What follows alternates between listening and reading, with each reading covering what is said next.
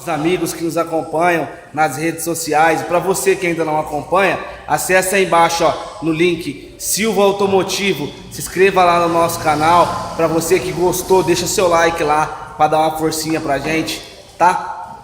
Agora a gente vai falar um pouquinho do Palio, Fiat Palio Candy, motor 1.4 Fire. É um defeito aqui que acontece por desgaste na embreagem. O cliente chegou aqui na oficina, pedal da embreagem estralando muito ali quando acionava ela. A gente removeu o câmbio,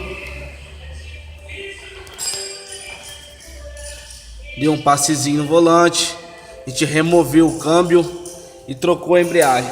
E o engraçado de tudo isso é que a embreagem, enfim, não estava tão gasta. É que o cliente, a gente veio chamar atenção mesmo para isso, é que o cliente ele tem hábito de andar com o pé em cima da embreagem.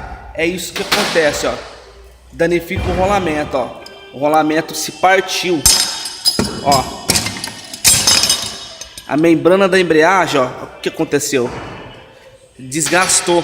Isso é um desgaste prematuro. Você percebe que o disco